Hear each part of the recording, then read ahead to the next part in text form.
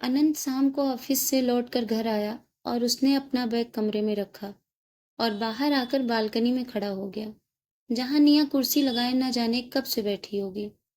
उसे अनंत के आने की भनक तक नहीं लगी। वो किसी गहरी सोच में डूबी हुई थी। शादी के 3 साल बीत चुके थे, लेकिन अनंत अब तक समझ नहीं पाया था कि आखिर निया अचानक किन विचारों में गुम हो जाती है, किस चीज को लेके वो इतना परेशान रहती है। शादी से पहले अनंत निया से 1 या 2 बार कुछ ही समय के लिए सही किंतु मिला था, पर उसे कभी भी ऐसा नहीं लगा कि निया उदास या गंभीर प्रवृत्ति की है। वो तो जब भी मिली हंसती मुस्कुराती मिली थी, लेकिन शादी के कुछ दिनों बाद से ही वो उदास रहने लगी थी और अनंत को ऐसा भी लगता था कि जैसे वो उनसे कुछ कहना या पूछना चाहती है, किंतु संकोच बस कह नहीं पाती। अनंत भी निया के दिल में छुपे उस राज को जानना चाहता था, जो निया को इतना परेशान कर रहा था और जो उसकी उदासी का कारण था, किंतु अब तक वो असफल ही रहा। अनंत ने ये भी देखा था कि निया ज्यादातर तभी उदास होती थी जब वो अपनी खास सहेली गुंजन से मिलकर घर आती थी। गुंजन और निया दोनों बचपन की सहेलियां हैं, साथ साथ पली बढ़ी हैं और साथ साथ पढ़ाई भी की थी। निया और गुंजन की शादी भी एक ही शहर में 2 महीने के अंतर में ही हो गई थी। एक ही शहर में रहने की वजह से दोनों का मिलना जुलना लगा रहता था। गुंजन की शादी एक रईस खानदान में हुई थी। दोनों को जब भी समय मिलता एक दूसरे के घर पहुंच जाती। आज फिर निया को यूं ही अपने आप में खोया देख अनंत उसे कुछ कहे बिना ही किचन में चला गया। अपने लिए और निया के लिए उसने चाय बनाई और बनाकर अनंत बालकनी में निया के पास आया और विचारों के भंवर में गोते लगाती निया से बोला, आप किन ख्यालों में खोई हुई हैं मैडम? ये लीजिए गर्मा गर्म चाय। अनंत का इस तरह से ऑफिस से थका हुआ लौटकर स्वयं के लिए और निया के लिए चाय बनाकर लाना निया को बिल्कुल भी अच्छा नहीं लगा। निया की हर पसंद नापसंद तो अनंत बहुत अच्छी तरह जानता था। ये बात निया भी जानती थी कि अनंत उसकी बहुत केयर करता है, लेकिन वो ये नहीं समझ पा रही थी कि यदि अनंत उसे इतनी अच्छी तरह से समझता है, तो वो उसके दिल की बात क्यों नहीं समझ पा रहा है। वो उसकी उदासी का कारण क्यों नहीं समझ पा रहा है।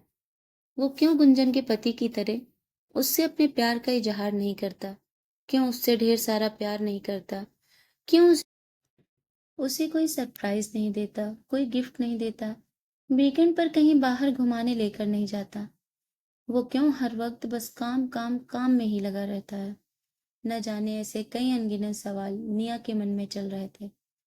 अपने सामने इस तरह हाथों में चाय के साथ अनंत को खड़ा देख निया बोली, अरे आपने ये सब क्यों किया? मुझे बिल्कुल अच्छा नहीं लगता। आप मुझसे कह देते तो मैं बना देती ना। और वैसे मुझे तो पता ही नहीं चला कि आप कब आए। अनंत मुस्कुराने लगा और निया के पास बैठते हुए बोला, तुम बनाओ या मैं बनाऊं यार, क्या फर्क पड़ता है? आखिर हम दोनों एक ही तो हैं ना।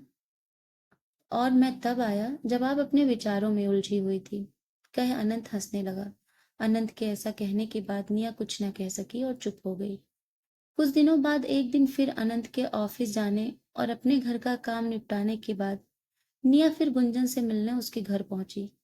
अभी वो दरवाजे पर पहुंची ही थी कि उसने कुछ ऐसा देखा कि वो बाहर ही रुक गई।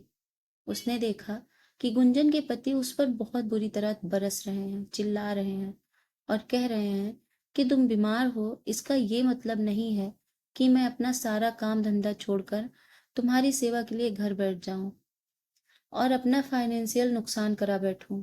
घर पर कार है, ड्राइवर है, तुम इन्हें साथ लेकर डॉक्टर के पास क्यों नहीं चली जाती?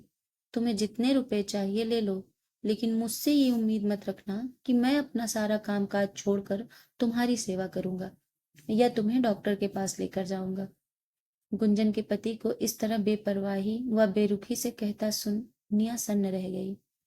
उसके तो जैसे पैरों तले जमीन ही खिसक गई और वहां से वो सीधे अपने घर लौट आई।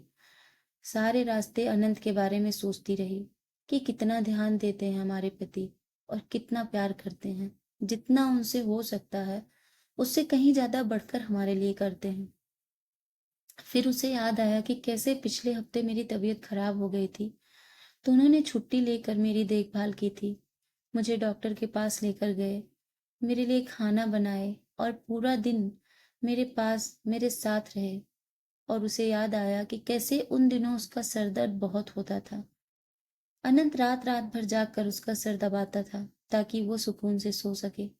ये सब याद कर बार बार निया का दिल उससे बस एक ही प्रश्न कर रहा था, अनंत का उसके प्रति जो व्यवहार है क्या यही प्यार है? और हर बार निया के दिल की गहराइयों से बस एक ही जवाब आ रहा था, हाँ यही प्यार है। सच में दोस्तों, लोगों को लगता है बस महंगे तोहफे देना, लग्जरी लाइफ देना ही यही प्यार है, किंतु असली प्यार तो वो होता है जहां हम एक दूसरे के दुख सुख को समझें, एक दूसरे की भावनाओं को समझें, एक दूसरे का साथ दें।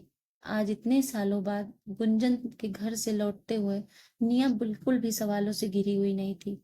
उसे अपने सारे प्रश्नों के जवाब मिल गए थे। उसके मन में अनंत को लेकर अब कोई शिकवा या शिकायत नहीं थी। अनंत से बल्कि वो तो अनंत जैसा जीवन साथी पाकर बहुत खुश थी कि उसे इतना प्यार करने वाला और परवाह करने वाला पति मिला है। जब शाम को अनंत ऑफिस से घर आया तो निया दौड़कर उसे गले लगा लेती है और कहती है कि आप हमारी उदासी का कारण पूछा करते थे ना, पर अब यूँ समझ लीजिए कि आज वो कारण हमेशा के लिए खत्म हो गया है। कहानी को अंत तक सुनने के लिए धन्यवाद दोस्तों। अगर आपको हमारी ये छोटी सी कहानी पसंद आई हो तो प्लीज़ लाइक करें, शेयर करें और हमारे इस चैनल को सब्सक्राइब करें। धन्यवाद दोस्तों।